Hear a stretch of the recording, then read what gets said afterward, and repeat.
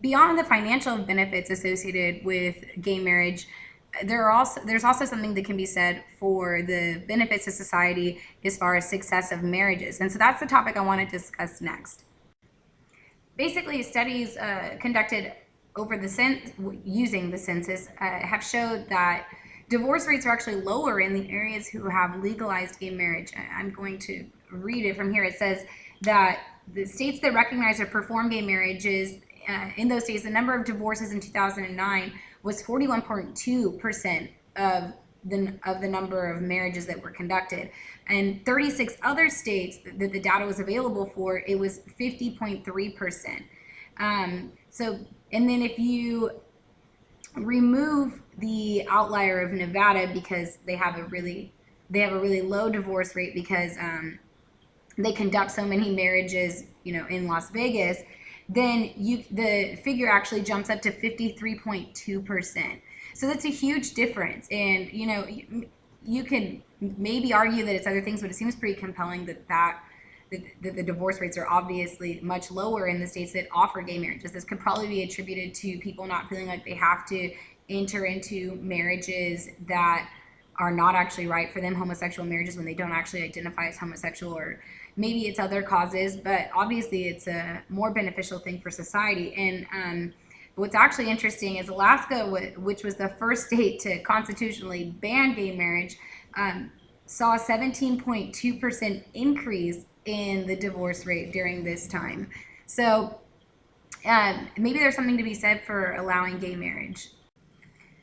Now, there has been an alternative to the gay marriage notion, and that's civil unions. And this is important to discuss this. I mean, it's a touchy subject. A lot of people, they'll take it if that's the only option, but they definitely don't see that as a permanent solution. They want to see gay marriage. Civil unions aren't the best option for people in the LGBTQ community. And the Massachusetts Supreme Court in 2004 actually said that offering civil unions isn't an acceptable alternative because basically it is a considered choice of language that reflects a demonstrable assigning of same-sex, largely homosexual couples to second-class status. It's giving them an alternative instead of making them integrated into society in the same way that homosexual couples get to participate. It's giving them a second-class ranking. There are a number of countries and states within the United States that use civil unions. Among these are Denmark, Brazil, New Zealand, Uruguay, France, and the United Kingdom. And then within the United States, you have Hawaii, Illinois, and Colorado. And Nevada offers limited benefits. The argument is that they supposedly offer the same or at least comparable rights. Nancy Cott, who is actually a professor at Harvard and has been an expert witness in cases, especially in Perry versus Schwarzenegger, says that there's really no comparison because there is nothing that is like marriage except marriage, which, that's fair. Speaking of marriage, and there's a lot of arguments, regarding this because of the fact that people say, if you can have the same thing and it's just called something else, why is that such a big deal? But the biggest the biggest issue I take with that, and I think the biggest issue that other people take with that, is that why does it have to be something different? It's you can argue religious reasons, you can argue all kinds of different things, but the point is that homosexuals should not have to face any kind of different treatment because of their sexuality. It's not the way that America is typically run. It's not fair and equal as the Constitution suggests that that society should be. And so they want to have marriage the same way that any other couple gets to have marriage. And not calling it marriage is letting discrimination win. It's letting them be singled out and determined to be second class. So this brings me to my discussion on the Defense of Marriage Act, or DOMA, which was enacted in September of 1996 by Bill Clinton, who, as I mentioned, is not seen as entirely favorable among the gay community. And I mentioned this in the military and sexuality video, and this could be another reason why.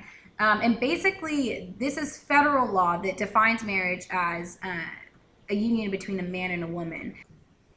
Here's the biggest issue that I personally take with this, and that I think is biggest hindrance to the Defense of Marriage Act, and that is that we have the full faith and credit clause in the Constitution, and this states that all states must recognize and respect any acts, records, or proceedings of every other state. But the Defense of Marriage Act clearly states that marriages don't have to be recognized state to state. So if one state legalizes gay marriage, then another state doesn't have to recognize that gay marriage if they don't have legalized gay marriage in their state. So basically, the law removes the requirement that states must recognize and respect gay marriages from other states, and that's in direct conflict with the full faith and credit clause of the Constitution. So beyond DOMA creating conflict with the Constitution, it actually creates conflict as far as allowing prosperity to homosexual individuals, because DOMA, in combination with the Employment Retirement Income Security Act, prohibits private employers from providing benefits to the partners of gay individuals on an equal footing with opposite sex partners, and that's married or unmarried. Also, the Defense of Marriage Act creates issues when it comes to those in a relationship with somebody from another country, because you can't, if you're in a homosexual relationship, you can't sponsor your partner for citizenship. So I mean, if I were to marry a man, he could easily become a United States citizen via marriage, and that's not the same case if you're trying to marry somebody of the same sex. Also, you can't use your relationship to waiver deportation, and that's another issue. So this creates problems not only within the relationship, but it also is just not equal. So it's just more and more you see, especially with the Defense of Marriage Act, institutionalized inequality among individuals. So this brings me to the last subject I want to talk about, and that is adoption for gay couples. Without institution of marriage being offered to them, adoption is incredibly difficult. It is still possible under certain circumstances, but the argument against adoption for gay couples is, well, there's a few of them. There's that, they're not going to be good parents. They're not going to offer the child the proper dynamic, and there's also arguments that they're going to make them gay, that obviously two gay parents are going to raise a gay child. And actually the scientific consensus on the first point of that them not being fit enough parents is that gay and lesbian couples are actually as fit and capable as their heterosexual counterparts at raising children. Beyond that, to go to my second point of raising homosexual children, is that there are actually no findings that sexual orientation can be imparted from gay and lesbian parents to their children.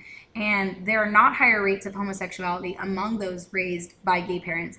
But there is evidence that the breakdown of traditional gender roles and openness to sexual experimentation may be higher in children who are raised by gay parents. But either way, it seems kind of irrelevant, because sexual orientation of either the child or the parent shouldn't even be relevant in a discussion of fitness of parenting as far as acceptability of adoption is concerned. So basically, it just provides a much more difficult route for a group of people based on stereotypes and unfounded conclusions. And just to give an idea, as far as on the international playing field, Andorra, Argentina, Australia in parts, Belgium, Brazil, Canada, Denmark, Iceland, and Mexico in parts, Netherlands, Norway, South Africa, Spain, Sweden, United Kingdom, and Uruguay all allow for full joint adoption by same-sex couples. So these are all more progressive than we are, because we're definitely not at that level yet. As far as we do have it in certain states, though. So those states would be Washington, D.C., New Jersey, New York, Indiana, Maine, California, Connecticut, Illinois, Massachusetts, Oregon, Vermont, Florida, Rhode Island, Maryland, Nevada, Hawaii, Arkansas, Delaware, New Hampshire, and then the territory of Guam allow for full joint adoption by same-sex couples as well. Now, there are countries who only allow step adoption, which is basically if a person has a child and then they they end up in a relationship, in a same-sex relationship, then they allow for the person to adopt the child. If one of the parents is actually the full-blood relative of the child, then the other one can adopt them. And the countries that allow that are Finland, Germany, Greenland, Israel, Australia in parts, and in certain states of the United States, which are Montana, Colorado, and Pennsylvania. Basically, all of the jurisdictions worldwide expressly forbid, based on their laws or in practice, gay adoption. And for us, in the states that actually expressly forbid gay adoption based on their legislation is Utah, Wisconsin, Michigan, Ohio, and Mississippi. And actually, no jurisdiction worldwide today allows for single parent adoption by a gay individual. So there are acceptable cases for single heterosexual parent to adopt a child if they can prove that they're emotionally and financially capable of taking care of that child's needs. Then they can still adopt case-by-case basis. But there's no jurisdiction which allows for that same right to be granted to homosexual individuals. So it's just the whole discourse is really interesting. And basically, both of those components, adoption and marriage, are being declined to a whole group of society. And like I mentioned in my introduction, I think it's important to remind ourselves of similar cases of this, interracial marriages, and just in general rights being declined to certain groups of society, and how we've overcome them, and how it was seen as so radical and so unacceptable at one point in time, and now it's actually seen as a norm of society, and it's seen as unacceptable to do anything other than that. So I hope that these couple videos on these hot topics have been somewhat informative and helped you to grasp the concepts of why these should continue to progress through our legislation to provide these rights to entire members of society, or entire groups of society, excuse me. Again, if you have any questions, like I mentioned in my previous videos, feel free to write them in the comment section or contact me, share it, like it, whatever you want to do. And again, I hope you enjoyed. Oh, and I'll take criticism too if you have any.